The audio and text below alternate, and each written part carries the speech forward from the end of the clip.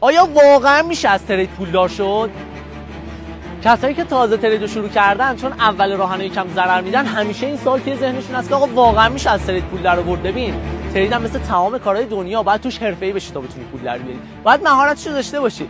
یه دوستی داشتم فوتبالیست بود، یه حرف جالبی میزد. میگم من اولا که فوتبال شروع کردم پول میدادم تا برم بازی کنم، ولی الان که حرفه‌ای شدم پول میگیرم تا برم بازی کنم. الو ها داداش، جونم. ناموسن یه رو پیدا کردم پول داشت. داداش ببین تصمیم از این به بعد قراره تریدر بشم. تریدر؟ ببین میلیونا پول میزنم. نه سویچ بنز ازم بخوای. بشین نگاه کن، من خدای این کار میشم. زارت. الو سلام. داداش، جونم داش. پدرام میگم این چیزا رو شنیدی؟ این داداش چیو؟ این موضوع دراپ شیپینگ رو. آره. این چی خیلی باله. آره حاجی. آره نموسن. علاقه میخواد. نه با من استعدادم همینه. علاقه رو میگم اسکل. نداشت علاقه، من میدونم دیگه، من این کارم. برو بابا. نه من اینم ول میکنی خب. یعنی چی ول میکنم؟ آقا ترید کار من نبود. ببین میدونی اصلا همه چی نه ترید کار دراپ شیپینگ من خفنم. شیپینگ آره داداش من میتره کنم. بازم هوای بنز کردی تو. نه با بنز رو بیخیال، بنزم خفن.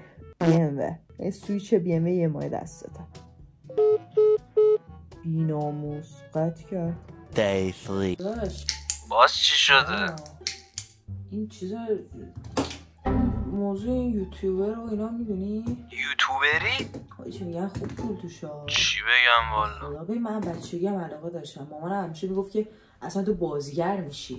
It's time to stop. اون شیپینگ میپینگ رو چیکار کردی؟ دراپ شیپینگ. دراپ شیپینگ نه می چی شد؟ اصلا یه جوری برای من نبود. خیلی آموزش و اینا، منم یه جوری مثلا میدونی فهمم کمه. یعنی اگه من میفهمیدم خب میرفتم مدرسه درس. نفهمیدی دیگه. خیلی باید آموزش ببینی. میگفتی علاقه داری که. علاقه نه الان که فکر میکنم علاقه دارم به بازیگری. بازیگری آخه میشم جا دوربین گیم میزنم بازیگری میکنم مثلا تو دوربین مخفی. داداش فراری دستمونه. فراری؟ آره. BMW چی شد؟ نه BMW نه بابا، BMW چیزی نیست. BMW گوه خورده جلومون. با اسم چنل چی میخوای بذاری اسمشو میخوام بذارم God of Tube. یعنی خدای یوتیوب.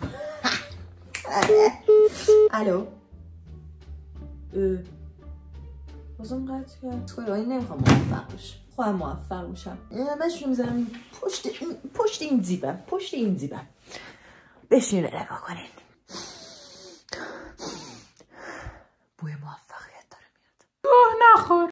آره متاسفانه اینجوریه. همه ما این بیماری رو داریم. Hey what's up guys، به کانال من خوش اومدید. بچه ها میدونم که این ویدیو کاملا سبکش جدا از گیم و نمیدونم آیفون و اینجور چیزاست، ولی خب چرا این ویدیو رو میذارم؟ چون همه شما و همه ما قبل از هر چیزی خانواده ایم. من تو این چشم دارم به شما نگاه میکنم و همین باعث میشه که حالا مسیری که خودم انتخاب کردم و خیلی حس خوبی دارم توش و یه جورایی واقعا زندگیمو یکم بالا پایین کردم، میخوام به اشتراک بذارم. میدونین نمیخوام فقط خودم باشم و یه آدم دیگه بیاد اینجا و فقط گیم بزنه و خودش نباشه و ویو بخوره و پاشو بره. نه، میخوام یکم خودم باشم. برای همین امروز اومدم جلوی دوربین و دارم این ویدیو رو رکورد میکنم. ویدیوی یه نوع مریضی که هیچ کدوم از ما نمیخوایم اینو قبول کنیم. خب بذارین از اینجا شروع کنم. چرا باید شما این ویدیو رو ببینید؟ بیاین یکم با هم رو راست باشیم. اگه من یه کاور کلیک بیت درست نمی‌کردم و اول ویدیو رو اونجوری شروع نمی‌کردم، به احتمال زیاد اصلا شما تا اینجای ویدیو نمی‌اومدین. چرا؟ چون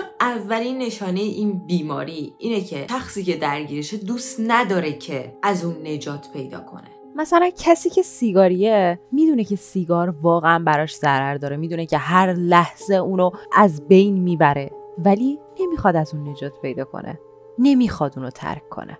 یا کسی که معتاده، اینم یه نوع اعتیاده که یکم اسمشو شیک‌تر کردن و گذاشتن سردرگمی.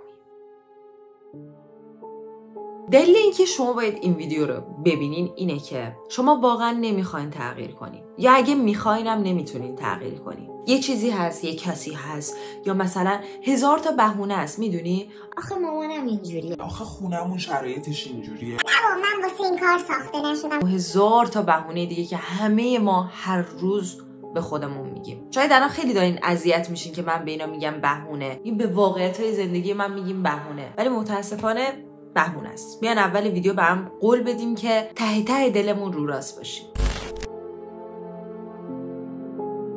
سردرگمی چیه؟ اول میخوام از این شروع کنم. شاید همتون الان میگین بابا میدونیم دیگه. نه، میخوام یکم وسیع‌ترش کنم. میخوام با هم یه هدفایی برای زندگیمون بذاریم، از این به بعد برای اون بجنگیم. میدونی یه مسیر 2 نفره با هم شروع کردم که میخوام این ویدیو رو ادامه بدم. اگه دوست داریم با هم قدم به قدم بتونیم حالمون رو خوب کنیم، لطفا این ویدیو رو لایک کنیم. یه حمایت کوچیکی هم از من بشه که منم بتونم خب ادامه بدم. میدونی سردرگمی در واقع چیه؟ تو نمیدونی چی کار کنی، یا میخوای کلی کار کنی، میخوای هر کاری بکنی، یا میخوای هیچ کاری نکنی. یعنی بعد از یه جایی واقعا نیاز داریم که ما به مغزمون دستور بدیم، نه اینکه اون به ما. همه شما اینو تجربه کردین که برای مثال یه مدتی یه علاقه خیلی شدیدی به یه کار خاصی داشتیم. مثلا شاید خواستیم یوتیوبر بشیم. مثلا خیلیا همون اول فقط دوست دارن، تموم شد. خیلی هم دوست دارن هم عمل میکنن، و وقتی که میخوان به یه جایی برسن، همون که ویدیو رو آپلود کردی 3 تا ویو خورد، اونجا تموم میکنه. یا بعضیامون اومدیم مثلا یه دوره بازار بورس تهران، حالا اونایی که یکم سنشون بالایی مثلا 18-20 میفهمن شاید. بازار بورس تهران، آره من این کاره میشم، آی من تریدر میشم، آی من خفن میشم فلان، شروع کردن و ول کردن. آی من میخوام اینفلوئنسر اینستاگرام شم، خیلی خفنه، میخوام کانتنت کریتور شم، شروع کردن، ول کردن. شما هم برای من بگین. ببین این ویدیو خیلی صمیمانه است، کامنتاشو کاملا خودم جواب میدم، و حتی لازم باشه یه دونه هم یه گروه میسازم، حالا یا تو واتساپ یا توی تلگرام. اونایی که واقعا میخوان توی این مسیر با هم باشیم و جمع میکنم و هم دیگه کمک میکنیم. ببین اولین چیزی، کوچکترین چیزی که باید انجام بدین اینه که واقعا اینو بدونید، انسانی که توی زندگیش هدف نداشته باشه هیچ کاری نمیتونه بکنه. حالا ما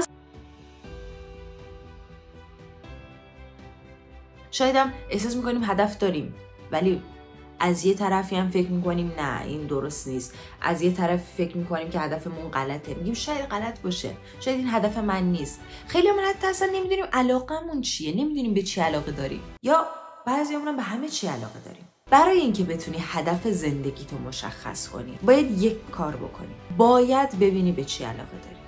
بس ویدیو رو نبند. خیلی میگن آها ما هم اینا رو میدونیم. نه، حالا یه مشکل دیگه است برای سردرگما، کسایی که اصلا نمیدونن علاقشون چیه و هر چقدر فکر میکنن نمیفهمن، پیدا نمیکنن، یا 1000 تا چیز میاد به ذهنشون که من به خیلی چیز علاقه دارم، کدومشو برم آخه؟ یه مثال از خودم میزنم، چون انسان‌ها با مثال خیلی راحت‌تر میتونن همه چیزو بفهمن. مربیگری زبان دارم، فلان دارم، بهمان دارم، همه چی دارم. چرا هیچ کدوم الان ادامه نمیدم تو یوتیوبم؟ من وقتی بیشتر فکر کردم دیدم که من علاقه به پول دارم. نه اینکه آدم پولکیم و نه اینکه چشم فقط تو پوله، آی این خرج کنه اون خرج کنه، وای نه اصلا باورتون میشه من کسی نیستم که بخوام مثلا خرج نکنم، آی نمیدونم پولکی باشم، اصلا اینجوری نیستم. پس میدونی من باید هدفمو چجوری انتخاب کنم؟ کسی که مثل منه، حالا از بین شما اگر به پول علاقه دارین، باید دنبال کاری برین که پول بهتون بده، نه اینکه دنبال علاقه‌ای برین که به پول برسین. نه، این برای کسیه که به چیز خاصی علاقه داره، مثلا نقاشی، مثل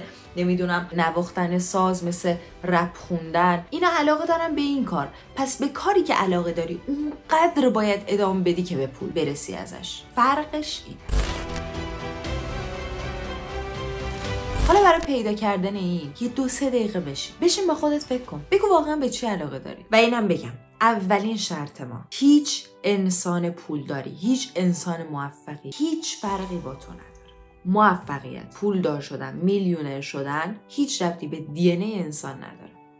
هر شخص موفق و پولداری که داریم میبینین بعد از تولد با تلاشای خودشون به اینجا رسیدن. تو ایران بودن و محدودیت خودتون نداره. پس بشین آقا یه تایمی برای خودت بذار. برای گیم پلی دادن چقدر تایم میذاری؟ ببین که اینو کسی میگه که خودش داره گیم پلی میده، این 3-4 ساعت 5-6 ساعت میشدن پای گیم بدون اینکه به هیچ چی فکر کنم. چند ساعت وقت میذاری بشین سریال ببینی؟ چند ساعت وقت میذاری بری مثلا با رفیقات بگردی؟ یه نیم ساعت واسه خودت وقت بذار. اصلا نیم ساعت نه 15 دقیقه، هر روز 15 دقیقه، حتی یه هفته هم فرصت داری خیلی به خودت تایم بده. ببین واقعا به چی علاقه داری؟ به یه کار خاصی یا به پول؟ اول اینو واسه خودت روشن کن، به چی علاقه داری.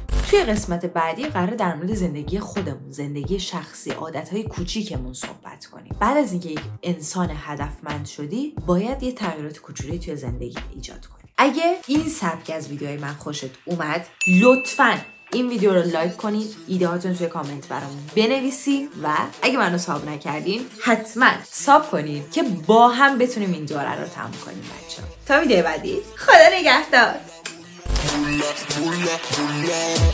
I'm a jump up in pocket, swolla, swolla, swolla, swolla.